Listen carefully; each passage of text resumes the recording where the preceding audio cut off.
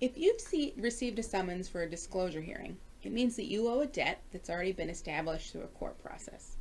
You may have been sued in small claims court or in regular district court or maybe superior court.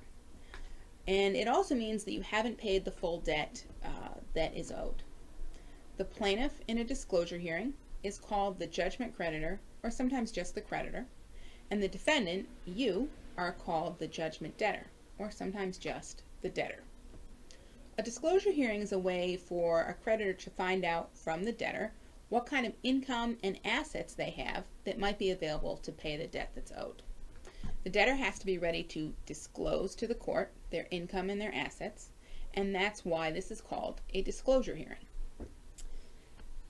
If you've been served with a summons for a disclosure hearing, there's several things you should keep in mind. First, this is not a chance to argue about the facts in the previous case, even if you disagree with the judgment that the court rendered. The creditor already got a judgment against you, and that means the debt's already been established by the court.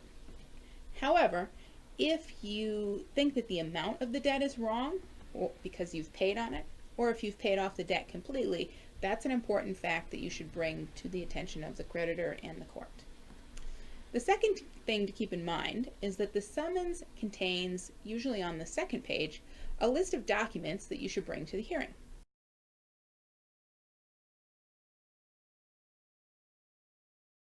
Make sure that you go to the hearing on the date and the time in the summons, and that you bring as many of those documents with you as you can. It's important to have the right information in front of you when you're talking to the creditor and to the court. At the court hearing, the judge will first call through a list of the cases to see which parties have come to court and which parties aren't there. When your case is called, you should stand up and identify yourself, and the judge will then most likely ask you to take a few minutes to talk to the creditor or the creditor's attorney to see if you can reach any kind of agreement about how and when the debt will be paid.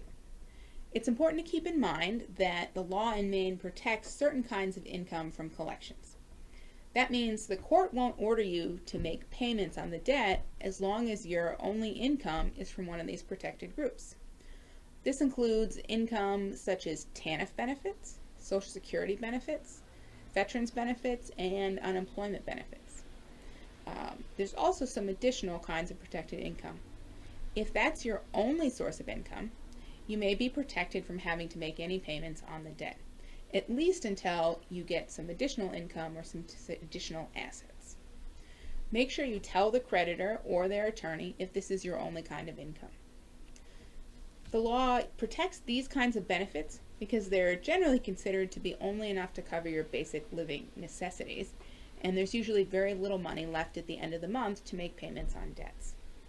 That's also why it's important to bring the right documents with you to court so that you can prove that this is your only kind of income. In addition to questions about your income, the court can also consider if you have any valuable assets that you could sell to pay off the judgment. Assets are things like property, a house or land, vehicles, bank accounts, certain kinds of savings accounts. And again, just like with income, some assets are protected. You're allowed to have a certain amount of equity in your personal home. You're allowed to have a certain amount of equity in your own personal vehicle. And you're allowed to have certain kinds of things like business equipment, such as a fishing boat or farm equipment, if you use those to make a living. There's also other kinds of protected assets.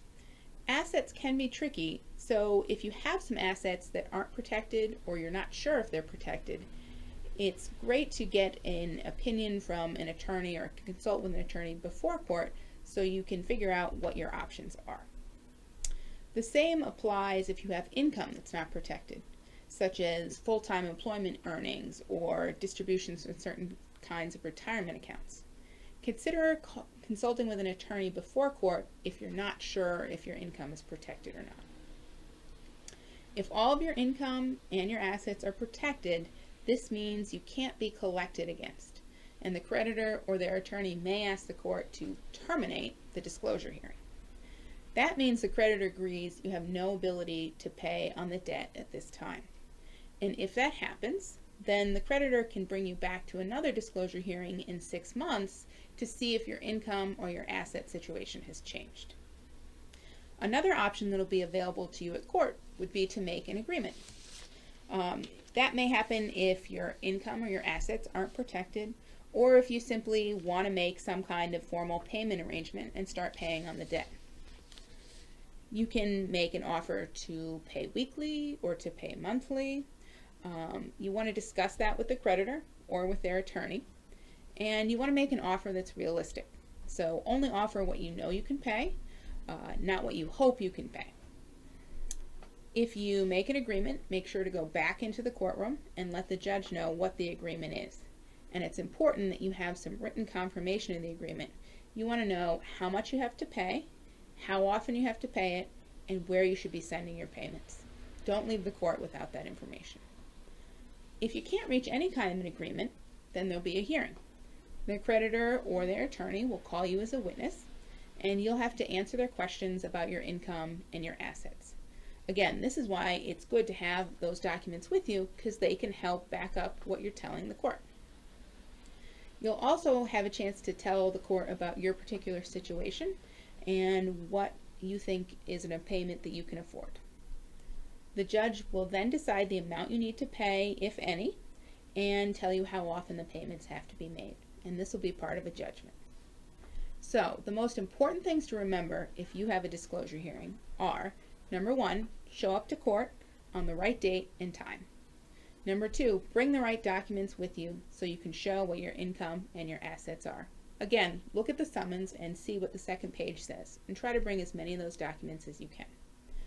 Remember 3, remember to tell the creditor, their attorney, and the court if your only income is protected and your assets are protected. 4, if you make an agreement to pay payments, make sure it's something you can afford and that you understand what to pay, how often to pay, and where to make the payments. And last, if possible, consult with an attorney, particularly if your income or your asset situation is a little more complicated.